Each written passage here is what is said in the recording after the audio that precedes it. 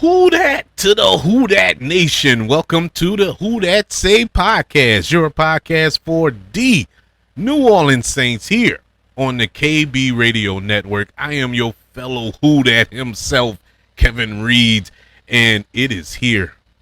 It is here. It is finally that time of the year as the New Orleans Saints are just a couple of days away from the season opener when they host the Arizona Cardinals in the Caesars Superdome Sunday, September the 7th, 12 noon. Oh, man, I'm excited for this. I did not want to get excited for this season. God knows I did not want to get excited for this season of New Orleans Saints football, but the black and gold in me would not let me just chill out and enjoy the ride. I've seen too much promise in this team. I've seen explosion of youth. I've seen some actual hope emerge over there on airline, and it's scary. It is super scary, but I am excited for it. And it's weird because, look, at the same time, I'm not delusional. I also know that the New Orleans Saints will not, I repeat, will not be making this Super Bowl this upcoming season. No matter how much I would love it to happen, how much you try to clear a path for them and justify why you think the Saints will win this game and squeak out the division, squeak out a playoff win here and there, and poof, here we are in the Super Bowl. I just don't see that path happening. Not in 2025-26. Not going to happen. But what I do see a team that's on the uptick compared to the last couple of seasons. I do see a team that I believe, even though we haven't seen a real actual live bullets flying game with Kellen Moore as the head coach, I see a different vibe from this team. It just feels different. Now, it doesn't feel like the first year with Sean Payton. You knew there was something there. It was something special there. Granted, you had Drew Brees, but even with him coming over here to New Orleans, it was some question marks behind Drew Brees. Leaving San Diego at the time, the Chargers, and coming here with the bum shoulder, and all this here. And nobody saw a Hall of Fame career, let alone a Super Bowl MVP when he walked through those doors. But voila, there it is. I am not going to go as far to look at that 2006 season when the Saints, first year under head coach Sean Payton, went to the NFC Championship game. And I think one or two plays differently probably could have ended up in the Super Bowl that season. But I don't see that type of run from the New Orleans Saints. Number one, there's no Drew Brees. And Drew Brees is one of one, granted, but there's nobody on this roster, at least in that quarterback room, that I can look at and say, okay, he's going to take the league by storm. As much as I like Spencer Rattler, as much as I have hope for Tyler Shuck, I don't think neither one of these guys are ready for that stage. Not yet. A couple of years down the line, maybe. That's why this year is more of a, I guess, work the kinks out type of year. Kick the tires, see what we got as a franchise. And so that's just me being hopeful. That's just me looking at this team as not as bad as a lot of professional NFL analysts on ESPN and Fox Sports and whatnot, not having us only winning like 4 games and stuff like that. I don't see that, but I do see a team it's going to be a struggle. It's going to be some growing pains this season, but I also see a team that's going to fight. It looks like we're going to have a fight on our hands every single week, win or lose, and that's all you can ask for out of the New Orleans Saints. But before we get through the entire season, I already had a season preview here on the Who That Said podcast a couple of weeks ago, or was it last week? You can go back and listen to that show. Today's episode will be on the season opener, which takes place this Sunday against the Arizona Cardinals, which the Saints, uh, going by this line, pretty much pokes a hole in everything that I just spewed out for 5 minutes. This line have the Saints 6.5 point underdogs going into this game. Yes, at home. We are, you might as well say 7 points a touchdown underdog in our own house. That if that ain't a slap in the face from Vegas, I don't know what is. I don't see that. I don't see that. Now, do I think the Saints can win this game? Yes, I think they can win this game. Do I think they will win this game? Don't know. I don't know. This is really a flip of the coin type game to me because I don't see nothing out the Cardinals. Just going by the last couple of seasons with these guys, I don't see nothing there that scares me. I have respect for Marvin Harrison Jr. because of his father. You know, if he's half as great as his dad was, we're in trouble. But he is a good wide receiver. But the problem is the guy giving him the ball. What Kyler Murray are we going to get? I mean, are we going to get the Kyler Murray that when he first got into the league, took the league by storm? Or are we going to get the Kyler Murray who just doesn't want to be there, rather be at home playing Call of Duty, and just which one? Which one? So I don't know until we see what Kyler Murray is going to show up Sunday in the Dome. But with this defense that we currently have, with this kind of a revamped defense, switching over from a 4-3 to a 3-4, getting some size up front, adding some pieces to the mix, some new pieces, I should say, and some younger players in that secondary. I think that defense is going to shock a lot of people. I really do, man. I am super excited about the defense more than I am about the offense, surprisingly. That's why I'm not too worried about the quarterback play. I never cared who the quarterback was going to be, out of Shuck or Rattler, because I was more focused on the defense. I felt if the defense can keep us in games, either one of those quarterbacks can give us a touchdown or two. Either one of those quarterbacks have a simple job, and since the job went to Rattler, here's his assignment. You don't have to go out there and win the game. No. Not asking you to go out there and win the game. All I'm asking you to do is not go out there and lose it. That's it. Just don't lose the game. Don't throw a crucial pick six. Don't orchestrate 3 straight 3-and-outs and put the opposing team in good field position, because you can't move the ball. Things like that, ball security is key, balanced offense is key.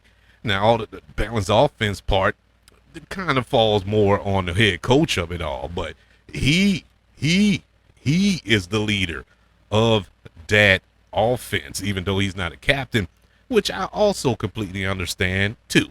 Because I heard some gripes. I heard some groveling about, oh man, they didn't make Spencer Rattler. He's the quarterback. He's not a captain. No. He's not supposed to be the captain. He hasn't won a game. He has not won a game. I don't want him as a captain of my team. You can't tell me nothing. If they would have made him the captain, they just would have did it just because. And quite frankly, that's more insulting than anything. I'd rather earn it. And I hope that he actually goes out there and earn that C on his jersey rather than them just give it to him. But in any event, the New Orleans Saints will open up the 2025 season at the Caesars Superdome against the Arizona Cardinals. The Saints have won their last 6 season openers dating back to 2019 when the Saints beat the Houston Texans. I think that was a Monday night game, if memory serves, 30-24 or 30-28. I think we won with a last-second field goal. And it is the longest active streak in the NFL. No other team has won as many season openers as the New Orleans Saints. That's the one thing we can hang our hat on over these last few years in the Who Dat Nation. Can we make it 7? Can we do it? We'll have to wait and see. The Cardinals lead the regular season series 16-15 out of 31 games that they have played. The last time this team played, I think it was a Thursday night game, if I'm not mistaken, that Thursday night game when the Red Rifle, Andy Dalton threw like 50 interceptions in the first half. It was like, what was it? He threw 3 picks in the first half. 2 of them were pick sixes. And Dennis Allen coming out at halftime, the sideline reporter asked him, what did you talk to Andy Dalton? Did you tell him anything about the pick? Oh, just keep doing what you're doing. What, throw more picks? What are you talking? What are you talking about? Keep doing what you're doing. We're getting slaughtered on national TV, primetime nonetheless. Anyway, moving on from dinner. We're moving on. The Saints do own a playoff victory. If y'all remember this, I'm pretty sure you do. And it came in 2009, people, when the Saints were on their way to their first Super Bowl. That was when they had Kurt Warner as the quarterback. The Saints demolished the Arizona Cardinals in that playoff game. That's the game when Reggie Bush came out with the bat. And he played, I think that was the best Reggie Bush NFL game of his career. They should have gave him a bat every single game because he came out in that game and just single-handedly, man, just destroyed the Cardinals in the dome. Well on our way to our first and up to this point only Super Bowl in 2009. Swinging around to the rest of the NFC South because it's poignant to know what the rest of the division is doing on Sunday. Along with the Saints, who played 12 noon against the Cardinals, you have the Carolina Panthers, who are taking on the Jacksonville Jaguars on the road. And then you have the Atlanta Falcons taking on their division rivals, the Tampa Bay Buccaneers, to open up the season, the first NFC South matchup of the season. So this will be a big game if we are tracking our I don't know, it won't even come out right if I say I don't even think it's fair to do that to the Saints, put that pressure on them, but whatever. If you are out there and you are hoping, wishing, and praying that the Saints do shock the world, and I mean shock the world, and take this division, get to the playoffs, we'll just stop there. But yeah, this is an important weekend because you want to win this game because Jacksonville is a really, really good team and Carolina isn't. So you would assume that Jacksonville will beat Carolina. Unfortunately, somebody has to win the Atlanta Tampa Bay game because they're playing each other. So you will want to take advantage of this time, especially this early in the season, being of the first week, and get this victory over the Cardinals to where you can keep pace in the division. At least have a shot at the end. If anything else, have a shot. Make things interesting. And so, because not having the schedule in front of me, I think most of our division games are at the latter half of the year, around the bye and ending out the season with some division games. So we want to take advantage of that, this opportunity to not only the Cardinals, then next week you have 49ers coming to the Dome, and then it gets murky. The 49ers is going to be a tough matchup too, but it gets very, very murky because you go on the road after that. You have to go all the way to Seattle, play them, and then go all the way to Buffalo and play them the next week. So that alone is rough. That's for any team, let alone the New Orleans Saints. That's a lot of traveling within a 7-day period. So, yeah, games like this, moments like this, when you get 2 games at home back to back, you want to take advantage. At least split this homestand that you have for these next 2 weeks. Now, I know this is a new year, new season, pretty much new team for both sides, Arizona and the Saints. But just to do a comparisons on rankings from last season, because we don't have anything to compare this season yet, in 2024 regular season league rankings, the New Orleans Saints were 5-12. The Cardinals were 8-9. The scoring average for the Saints, they had an average of 19.9. They were ranked 24th in the league, whereas the Cardinals had an average of 23.5, and they were ranked 12th in the lead. Opponent scoring, Saints were ranked 19th with 23.4. Cardinals 15th with 22.3.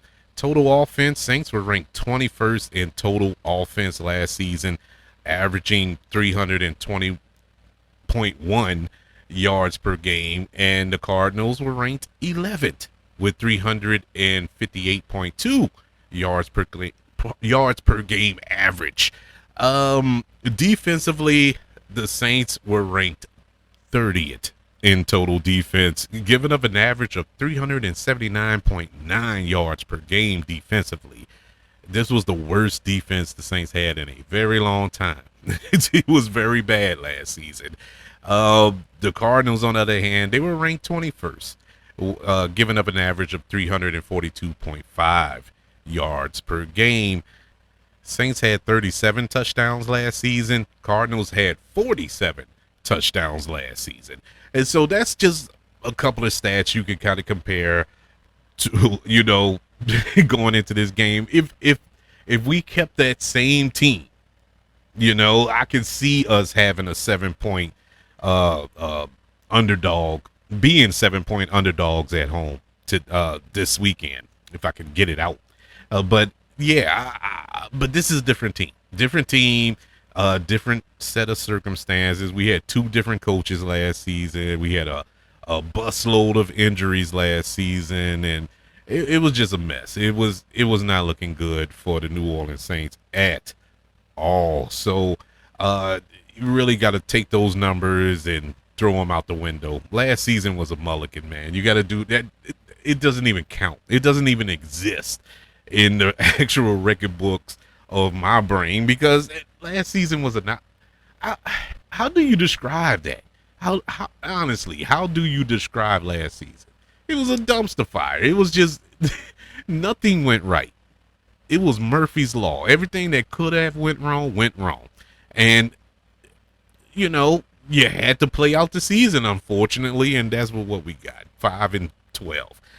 But I'm not looking at that and saying, yeah, we're going to get washed. And I think a lot of analysts are looking at these numbers, but they don't understand that this isn't that team. Now, anything can happen. I mean, we had some injuries take place this week where a couple of players won't play this week. We're going to go over that in a couple of minutes. But, man, we are the worst luck team in the NFL, it feels like, between us and Frisco. I think the 49ers have equally just as much bad luck as us as far as injuries are concerned. But man, when the injury bug bites the Saints, it chomps down on us. It takes chunks of flesh. It don't just nibble. It takes limbs. And so the main goal going into this season is stay healthy. But we're not off to the best of starts. But in comparisons to seasons past, we're off to a decent start, if that makes any sense. Let's go over the injury report for this Sunday's matchup against the Arizona Cardinals. And the reason I say is not the worst thing in the world, because I've looked at this list seasons prior, and my God, man, it looked like half the team was on this list every single week. It's week 2. Well, not week 2, I'm sorry. But this is week 1, and we only got 5 players on the list. So that's good, and only 2 have officially been ruled out. So that's not bad, even though the 2 that have been ruled out are kind of important. The 2 that I'm talking about is our tackle slash guard Trevor Penning, who has been dealing with a toe injury. He didn't practice none this week, and he was officially ruled out for Sunday's matchup against the Cardinals. And not to be sitting at the end of the bench by himself, he will be joined with our defensive end, Chase Young. Chase Young has a calf injury. He was limited on Wednesday. He was trying to make it go, but Thursday and Friday he just did not participate. Apparently is a little worse than he thought, but constantly saying that it won't put him out for long. But unfortunately, it will put him out for Sunday's matchup when he was ruled out versus the Cardinals. We have one questionable, and that's defensive back Jordan Howden, our safety. He has an oblique injury, but he did practice all week, limited, but he did practice. He has been designated as questionable for Sunday's matchup. Also on the list, you have Christian Boyd, our defensive end, who really shined in the preseason, really truly impressed me. He has a hand injury. He was limited on Wednesday, but was a full participant on Thursday and Friday. He will play this Sunday when needed, as well as Alante Taylor. We hadn't seen him all preseason. He was dealing with a groin injury. He was limited Thursday and Friday. Wednesday and Thursday he was limited, but Friday, guess what? Full participant. He will play Sunday in the Dome. So those are your players who were on the injury list. Now, we all know Taysom Hill is still ruled out. I think he's on injury reserve. Him and Foster Monroe. But they're designated to return whenever.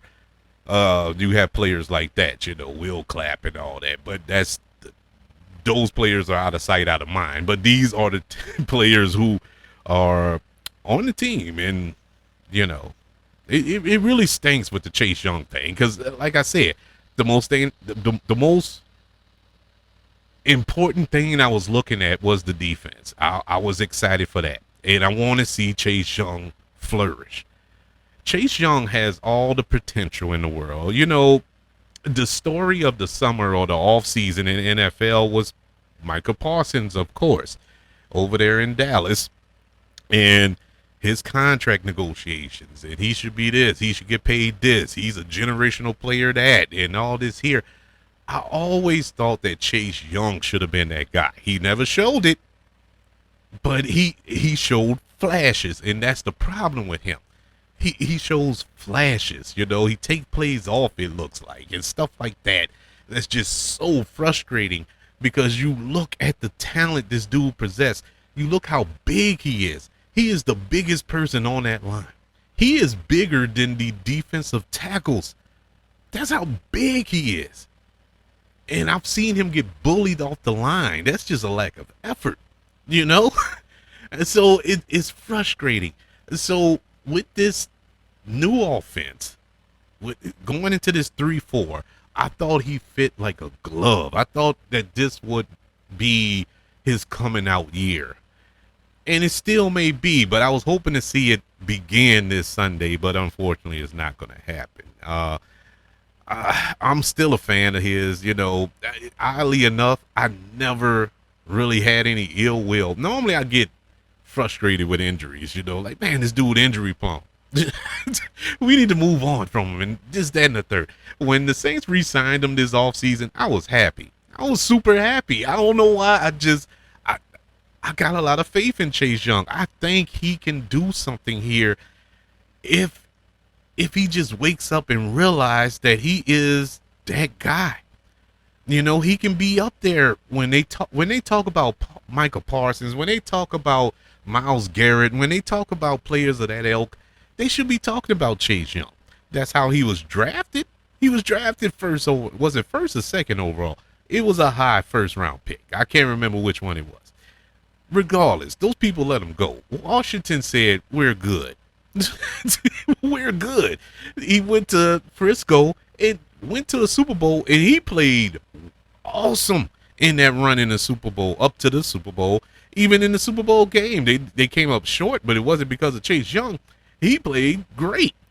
After that, 49ers said, we're good. It's like, what is wrong with this guy? Especially in the 49ers, I thought he was clicking, man.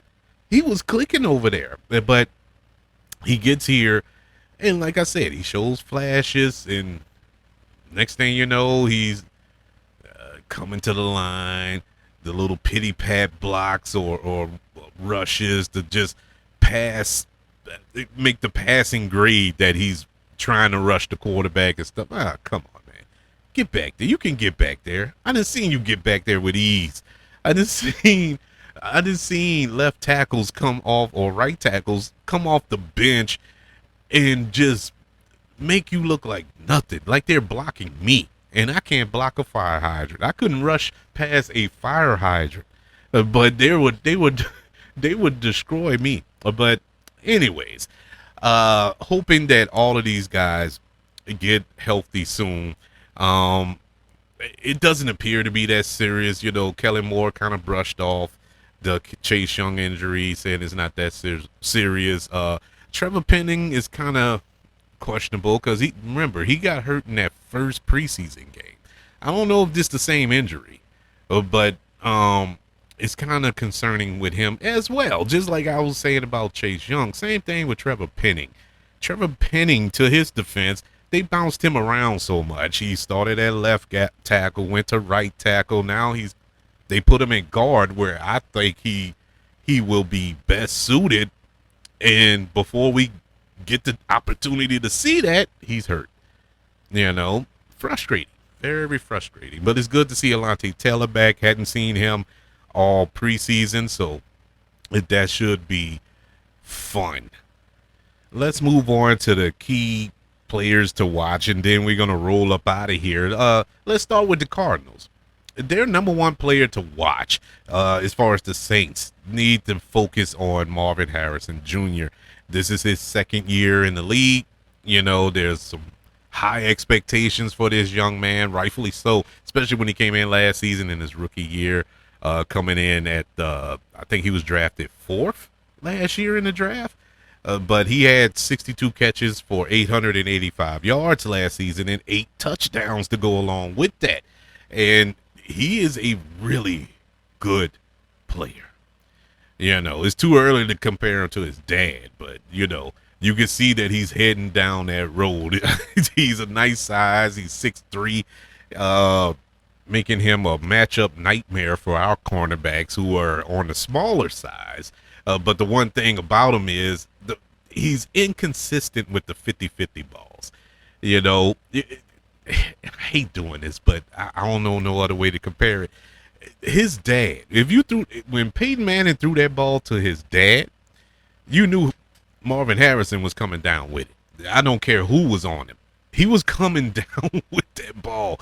Marvin Harrison Jr., he hasn't quite developed that yet. You know, he's a little iffy with the 50-50 balls, but he hopes to change that this year. He bulked up a lot too. He got a little, on top of the 6'3", he got bulkier too. So, which means he got stronger.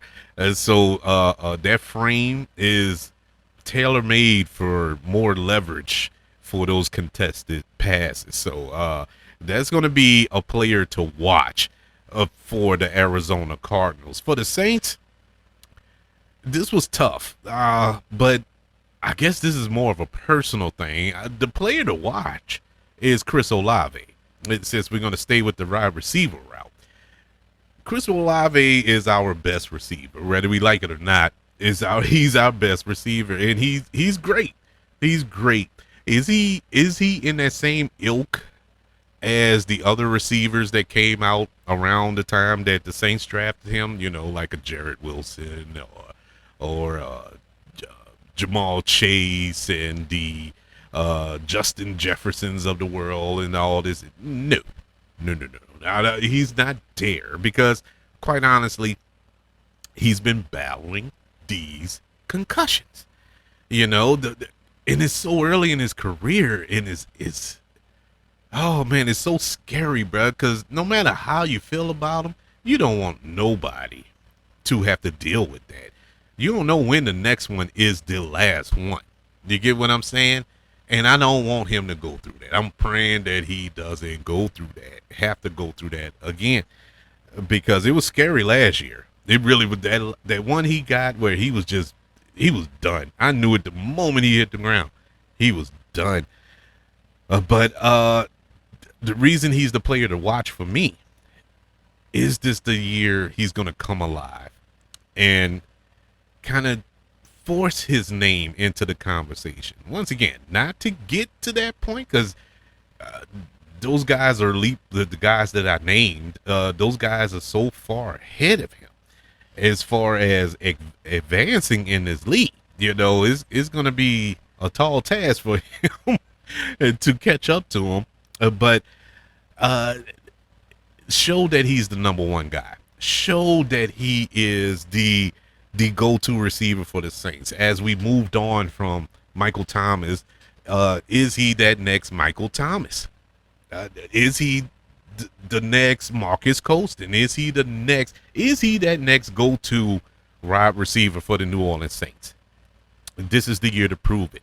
And so the Saints player to watch, I got to give it to Chris Olave. Key matchups today, or Sunday, I should say, is Kyler Murray in this Saints defense. As much as I'm raving about the defense and how we looked so far, and like I said, we only got a sample size in the preseason, but I saw enough to have some hope that this defense turned the corner. And one of the corners that I'm hoping and praying they turn, one is the run game, which was abysmal last season. The Saints were normally good against the run. No matter how bad we were, you couldn't run on the Saints. Last year, you really could do anything on the Saints. But running was very, very upsetting. The run game was upsetting, man. We couldn't stop a nosebleed. We got to stop this run game.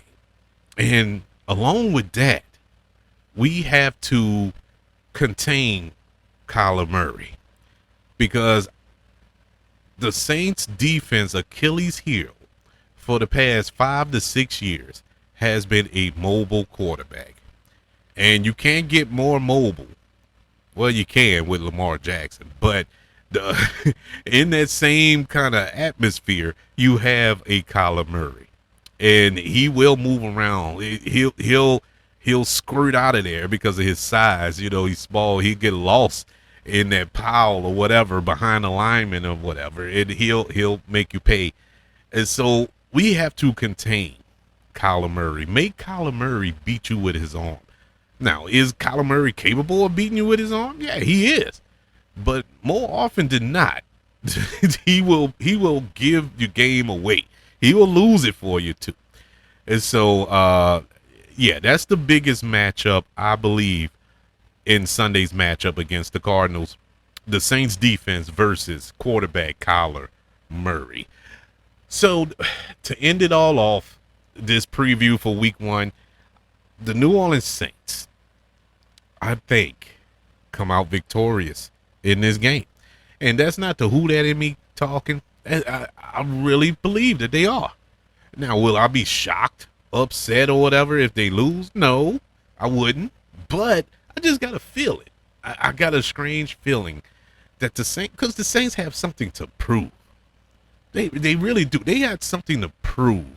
They shouldn't have to prove nothing to nobody, but man, they got pride too. They read the papers, or if that's still a thing. They watch the ESPN First Take and all that other good stuff, and watch the news and look on the internet and see that their own mama doesn't give them a chance to win over 5 games this season. So they got pride, and they want to go out there and show that we're not. No, y'all got us messed up. Y'all picked the wrong ones today. And I think that they will probably come out and try to send a message to the rest of the league. The concern that I have with that take, with that attitude, is you'll lose focus on what's in front of you, and that being the Arizona Cardinals. Trying to prove to the world instead of trying to beat the Arizona Cardinals. Easy way to get beat. Easy way to lose a game.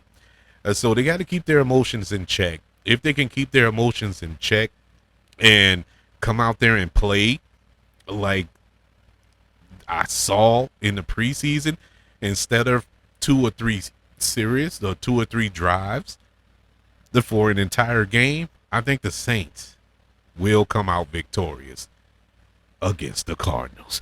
But that's one man's opinion. That's just me. And, I've been called wrong, crazy, stupid, and every other name other than a child of God here. So that's fine, too. You all have your opinion, and it may be valid opinions, and I would love to hear them. How can I hear them?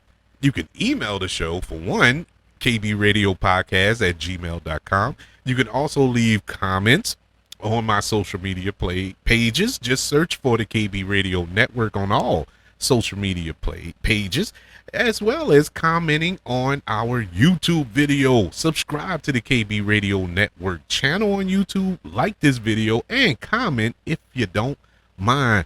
Also, don't forget about the 5 stars, the reviews, and sharing this show if you're listening on Apple Podcasts, Spotify, iHeartRadio, wherever you are currently listening to the Who Dat Say podcast here on the KB Radio Network. Everybody, thank you for joining me.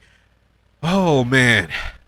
For the week 1 preview, baby, of the brand new NFL season as the New Orleans Saints take on the Arizona Cardinals this Sunday. Don't forget, after the game, we will be back to recap and react to a Saints victory. We're going to extend this streak to 7. We're going to do it, people. We're not going to break the streak. We can't. We can't do it. We gotta hold on to something, and that's the one thing that we can hold on to. As always, everybody, thank you for joining me. I can't express to you in words how happy I am to be back, how happy I am for you to be back as we get ready for New Orleans Saints football. Until this Sunday, you're going to hear me screaming, "Who dat?"